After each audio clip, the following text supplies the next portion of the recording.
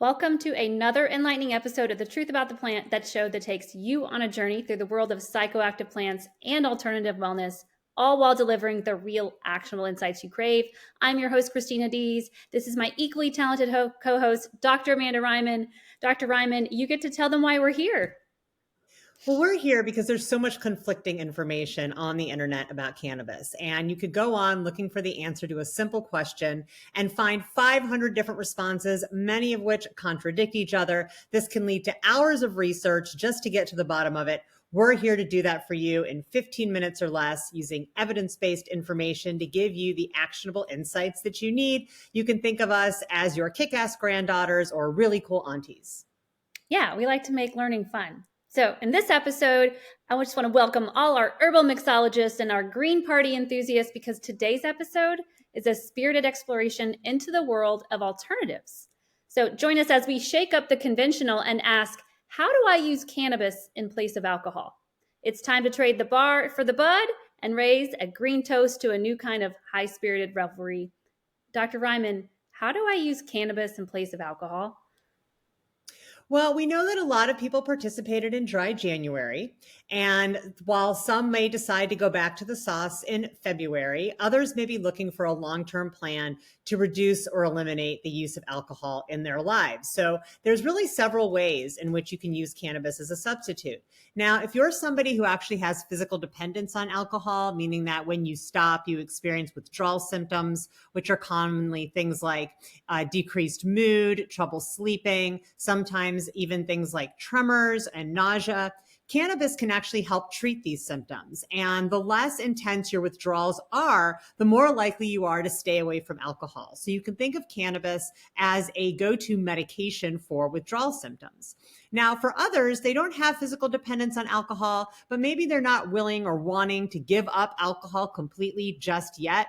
They want to reduce their use. Well, interestingly, alcohol and cannabis have a 1 + 1 = 4 relationship, meaning that they're synergistic and one increases the effects of the other. So what this means is if you're usually a 2-glass of wine person, there's a good chance that if you have 1 glass of wine and then add a little cannabis to that, you are going to be able to get away with just 1 glass of wine instead of 2, therefore reducing your overall alcohol use. Now, one thing I will mention with that is the order of operations does matter. So if you're looking to use both cannabis and alcohol, start with the cannabis first. Start with cannabis. Then if you want to add alcohol onto that, recognize that that alcohol effect is going to be intensified. So don't think you're going to use cannabis and then have your normal number of drinks. There's a good chance you'll be able to have that number by using cannabis first. One thing I would not recommend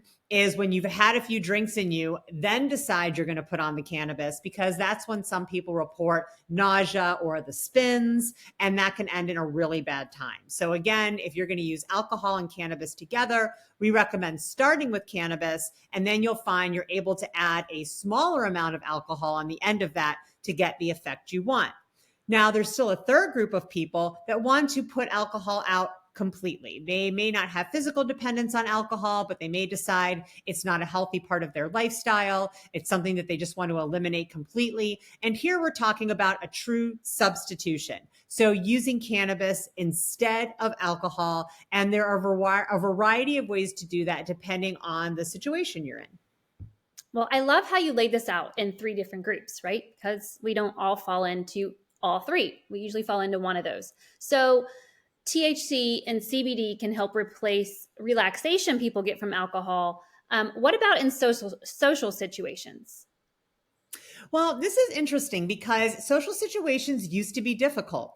The way to feel the effects of cannabis right away were to consume it via inhalation. And in the days before vape pens, that meant smoking. Now, your group of friends may be totally cool with being around smoke or people that are smoking cannabis, but it doesn't mean that the setting you're in is always going to be amenable to that practice. So you could be at a concert, you could be at a bar or restaurant, you could be at a friend's house where no smoking is allowed. So in the past, it was like, all right, here are your drinkers. Now, if I'm going to go smoke my cannabis, I have to skulk away somewhere and do it in the alley or outside the venue or in a back room or on the back porch in the freezing cold. Then there was the advent of vape pens, and people felt like they could more easily integrate cannabis into social situations. Edibles have always been difficult because of time of onset. So we've talked about this in previous episodes. The typical edible can take anywhere from an hour to 2 hours to hit.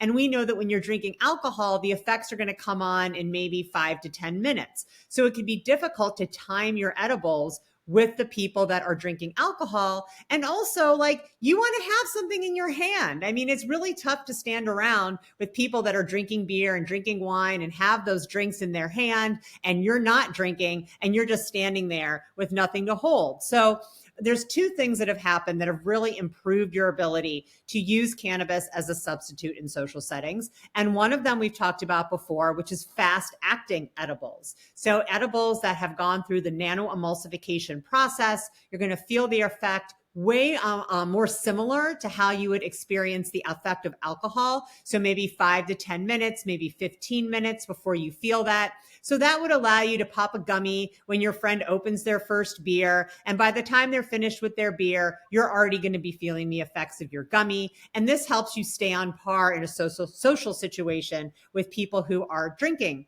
Now, let's say that you're like, yeah, but I want to drink something. You know, if everyone around me is drinking intoxicants, I want to drink my intoxicants. And this is where we get to the beverages. In my opinion, cannabis beverages are the best one-to-one substitute for alcohol because they really mimic the experience. Most cannabis beverages now are nano-emulsified, meaning you are going to get that fast effect. You're going to have something to hold in your hand. And there has been an explosion of recipes for cannabis cocktails that use infused beverages along with mixers and sodas and other things to really mimic the experience that you get with alcohol. So I would say if you're in a social setting and smoking isn't allowed, look for a cannabis beverage or perhaps a fast-acting edible. Yeah, and actually that's my preferred is a cannabis drink. And I found that I don't need any more than just one drink. So it not only replaces alcohol, it just replaces the need or the desire to like be drinking all night or intoxify myself more. So I'm usually cool with just having a small microdosed can of a cannabis beverage. So Well, and you what? bring up a really good point that I just want to mention is Yeah, that please. if you're someone out there who finds that edibles are too strong for you, and so you really shy away from them, the nano emulsification in beverages means that it not only is the Delta 9 going to stay Delta 9 and not move on to that stronger version that gives you a more psychedelic experience, but a lot of beverages come in very low dose, starting at like 2.5 milligrams of THC per beverage, going all the way up to higher doses. But if you're somebody that's just looking for a little bit of a buzz, you're not that cannabis experienced, or you don't have a very high tolerance, you can probably find a low dose cannabis beverage where you may even be able to enjoy 2 or 3 during the night without reaching too high of a level of intoxication. Yes, for sure. Well, what about, are there any risks to using cannabis instead of alcohol in a social setting? Well, I would say the risks are really more related to using cannabis in a social setting, right? So we've talked before about the importance of set and setting. We have another episode about cannabis and anxiety. And so if you're in a social situation where you're already anxious, right? So maybe you're not too sure about the crowd you're with, you're in a very loud and chaotic environment, which gives you anxiety. Maybe you're in a place far from home and that gives you anxiety. It's really important to think about before you go, is this a social situation where I'm already going to be anxious? And that's going to help you decide what cannabis product might be right as an alcohol substitute. So if anxiety is a possibility, of course, we recommend something with low amounts of THC or something with no THC at all. There are CBD infused beverages. And even though CBD isn't really what we call an intoxicant, it's definitely a relaxant. So if you're looking for a relaxing experience, you want to stay really mellow, then I would suggest a CBD infused beverage, something that's really low dose, maybe has a balance of CBD or THC. And then, of course, even if something is fast acting, we always say, start low, go slow. You can always take more, but you can't take less. That's right. All right. Well, I have to ask one last question. And we have another episode related to this because Delta 8 is so popular. I've noticed they're putting Delta 8 into drinks now. So, what's your experience or your advice for having a Delta 8 drink in place of alcohol? Well, similarly to having something with Delta 9, Delta 8 is still going to be intoxicating. Some people report that it's a little bit of a more mild feeling of intoxication, but because there's little to no regulation around Delta 8, it's hard to know if one, the product has been made safely. Two, if there really is the amount of Delta 8 in there that they say that there is. So you have to proceed with caution. There's definitely reputable companies that are making Delta 8 beverages. In states like Minnesota, Delta 8 beverages are sold in the wine shop right alongside the alcohol. So they're very, very accessible. But if you're going to use any kind of cannabis beverage and you're not that experienced, my recommendation is your first trial should be at home, when you don't have to go anywhere, where just in case you have a bad reaction or a reaction you're not expecting, it's not going to be where you're miles away from home and you don't know how to get home, or you're with people you don't know, or you're in a situation that makes you uncomfortable. So really best to know what to expect, whether we're talking Delta 8 or Delta 9, beverages, edibles, before you debut yourself in a social situation. And see, that's why we love having you on the show.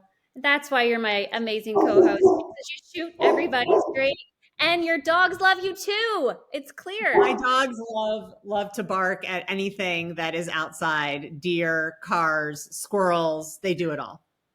All right. Well, they're also giving you some applause. But all right, let's wrap this up as we roll the credits on this green tinted soiree. Please don't be a stranger. If your thoughts, questions, or your green epiphanies are sprouting up in your mind, drop us a line at info@mypersonalplants.com. Your insights keep our garden growing. Don't forget to leaf through our vibrant YouTube collection for more plant-powered insights and wisdom. Subscribe, like, and hit that notification bell to stay in the loop. We'll see you next time on The Truth About the Plants.